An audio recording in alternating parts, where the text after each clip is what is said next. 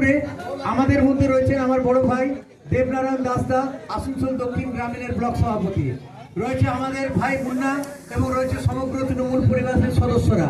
আজকে আমাদের এই যে অনুষ্ঠান, এটা হচ্ছে আমাদের দলনেত্রী এবং দলের যে নির্দেশ এবং আদেশ আমাদের জন্য, যে মানুষের সঙ্গে থাকা, মানুষের পাশে থাকা এবং মনোরঞ্জনও তার মধ্যে একটা পাঠ পড়ে, বিনোদনও একটা পাঠ পড়ে। কেননা বিগত 10 বছর 12 বছর সময়ের মধ্যে আপনারা দেখেছেন আজকে দুর্গাপুজো কার্নিভেল হয়, যে কার্নিভেলকে ইউনেস্কো স্বীকৃতি দেয়। তাহলে এর থেকেই বোঝা যায় যে আমাদের পশ্চিমবঙ্গের মাননীয় মুখ্যমন্ত্রী মমতা বন্দ্যোপাধ্যায় কিভাবে মানুষের সঙ্গে মানুষের জন্য কাজ করে যান। এটা সেই লক্ষ্যেই আমাদের মতো ছোটখাটো মানুষের জন্য, এখানে আমি নিজেকে মনে করি তৃণমূল কংগ্রেসের একটি সাধারণ কর্মী, এটাই আমার সবচেয়ে বড় পরিচয়, এই পরিবারের একটি সদস্য, সেটা মানুষের পাশে থাকার এই বার্তাটুকুই। এবং এই জন্য আমরা এই আয়োজনটা করেছিলাম যে প্রত্যেকের ঘরে টিভি আছে, ভালো টিভি আছে, কিন্তু বড় পর্দায় এবং সবচেয়ে বড় একসঙ্গে দেখার যে আনন্দ, একত্রিত হয়ে একটা পরিবারের মতো ভাবে সেইটা শোকেস করার জন্য। এবং আপনারা যেভাবে এই বৃষ্টির মধ্যে উপস্থিত হয়েছেন, দেবনারায়ণ দাস শত কাজ ফেলে এসছেন এবং বড়বাবু এসেছিলেন, প্রত্যেককে আমি জানাই আন্তরিকভাবে ধন্যবাদ এবং সকলকে আমি কুর্নিশ করি। গুরুজনদের আমি জানাই আমার প্রণাম যারা এসছেন এই অনুষ্ঠান দেখতে।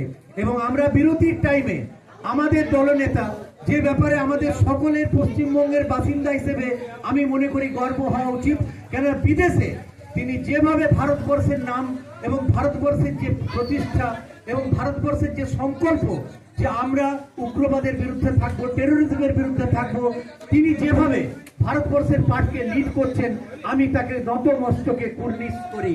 কারণ আমাদের ভারতবর্ষের গর্ব তিনি তুলে ধরছেন, পশ্চিমবাংলার গর্ব তুলে ধরছেন। কিন্তু একটা অদ্ভুত ব্যাপার আপনারা দেখবেন, তিনি ভারতবর্ষের পক্ষটা যেমন ভাবে রাখছেন, তিনি বাংলার বিষয়টাও দারুণ ভাবে রাখছেন। যেখানে তিনি বাংলা সাহিত্য, শিক্ষা, সংস্কৃতি পেয়েছেন, সেখানে যে তাদের সঙ্গে দেখা করেছেন, অনাবাসী বাঙালিদের সঙ্গে দেখা করেছেন, ভারতীয়দের সঙ্গে দেখা করেছেন। এই ধরনের কাজ কিন্তু খুব কম মানুষ বিদেশি যে আজ ভারতের জন্য করতে পারছেন। এবং সবচেয়ে বড় দেখুন, ভারতবর্ষের কৃতি পুরুষ স্বর্গীয় ডক্টর রাধা বিনোদ পাল, জাস্টিস রাধা বিনোদ পাল তার পরিবারের সঙ্গে দেখা করেছেন এবং দেখেছেন তার ছেলে অলরেডি তাকে কৃতজ্ঞতা জানিয়েছে এবং রিকোয়েস্ট করেছিল একটি রাস্তার জন্য, এবং অলরেডি সেটা স্যাংশন হয়েছে। এবং আমরা খুব গর্বিত যে আসানসোল মিউনিসিপ্যাল কর্পোরেশনে আমি যে প্রস্তাব দিয়েছিলাম প্রথম, সেটা মাননীয় মেয়র সাহেব গ্রহণ করেছেন এবং সেটা কয়েকদিনের মধ্যে পালিত হয়ে যাবে।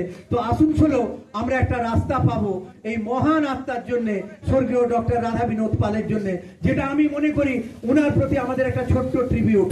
এবং জাতির যারা আমাদের কৃতি মানুষ, তাদেরকে সমাজের সামনে তুলে নিয়ে আসার জন্য।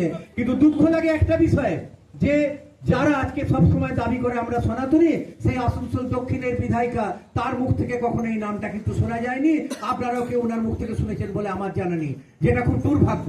এবং দেখবেন আমি প্রথমেই একটা কথা বললাম যে আজকে আমরা এখানে এসেছি ক্রিকেট দেখতে, কিন্তু বিগত 5 বছরে যদি আসানসোল দক্ষিণের জন্য, দক্ষিণ বিধানসভার জন্য একটা ক্রিকেট স্টেডিয়াম বা একটা ক্রিকেট একাডেমি বা একটা এমপ্লয়মেন্ট হাব হতো, তাহলে আমাদের ছেলেরা অনেক বেশি উপকৃত হতো, মানুষজন উপকৃত হতো। কিন্তু সেটা হয়নি, যেটা অত্যন্ত দুর্ভাগ্যজনক। এর জবাব কিন্তু মানুষ দেবে।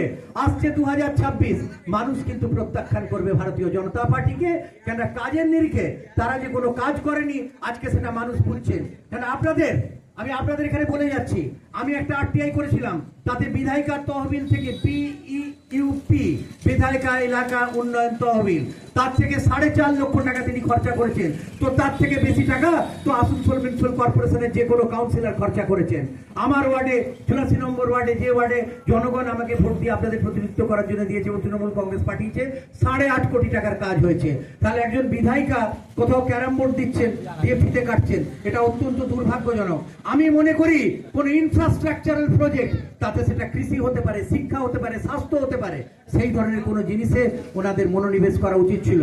কিন্তু আসানসোল দক্ষিণের মানুষ, পার্টিকুলারলি বল্লভপুরের মানুষ যেভাবে বঞ্চিত হয়েছে, তারা এর জবাব দেবে 2026-এ। আর একটা জিনিস বলবো, আমরা একটা ছাতার মধ্যে আছি, যখন বৃষ্টি পড়ে আমরা ছাতা নিই, আর আমাদের পশ্চিমবঙ্গে সেই ছাতার নাম হচ্ছে মাননীয় মমতা বন্দ্যোপাধ্যায় এবং মাননীয় অভিষেক বন্দ্যোপাধ্যায়। আমরা বিরতির সময় মাননীয় অভিষেক বন্দ্যোপাধ্যায় এর যে বিদেশের যে তার ট্রিপটা চলছে ভারতীয় পার্লামেন্টের একটা অংশ হিসেবে, সেখানে তিনি যে কি অদ্ভুত ভাবে একজন রাষ্ট্রনেতার মতো বক্তব্য রেখেছেন আমাদের রাষ্ট্রের জন্য এবং রাজ্যের জন্য, সেইটা আমি আপনাদের সামনে তুলে ধরবো। এবং আমাদের সদা প্রিয় সকলের প্রিয় এই মুহূর্তে দেশের মধ্যে সবচেয়ে বেশি জনপ্রিয় যে নেত্রী মাননীয় মমতা বন্দ্যোপাধ্যায়, তার কিছু অংশ তুলে ধরবো।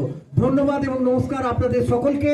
আজকে বলবো হিন্দুস্তান জিন্দাবাদ, কেন ভারতবর্ষে একটা বড় ক্রিকেট খেলা হচ্ছে এবং আমরা কতটা রাষ্ট্রবাদী বা জাতীয়বাদী সেটা আপনারা বুঝবেন। আমাদের দলীয় পতাকা আছে, কিন্তু আমাদের রাষ্ট্রের পতাকাও আছে। শুধু আমরা পার্টির পতাকা নিয়ে মিছিল করি না, এইটাই হচ্ছে আমাদের সঙ্গে অন্যদের তফাৎ, ভারতীয় জনতা পার্টির তফাৎ। জয় বাংলা, মমতা বন্দ্যোপাধ্যায় জিন্দাবাদ, তৃণমূল কংগ্রেস জিন্দাবাদ, অভিষেক বন্দ্যোপাধ্যায় জিন্দাবাদ, হিন্দুস্তান জিন্দাবাদ, বল্লভপুর জিন্দাবাদ। আর জিন্দাবাদ আপনারা সকলে, আপনারা আছেন, আমরা আছি। কেন যে কোনো পার্টির আমি মনে করি এই যে সৈনিকরা আছে তারা আছে বলে আমরা এই বক্তব্য রাখতে পারি। কেন আপনারা হচ্ছেন যে কোনো পার্টির আত্মা এবং রূহ। একটা হচ্ছে হার্ট, একটা হচ্ছে আর্টারি ভেন, যারা আপনারা রক্ত বহন করে পার্টিটাকে সবসময় জীবিত রাখেন। ধন্যবাদ এবং নমস্কার। এবং আপনাদের এই যে মেজাজ, এই যে তেমর, এটাকে আমি কুর্নিশ করি। নমস্কার, সালাম।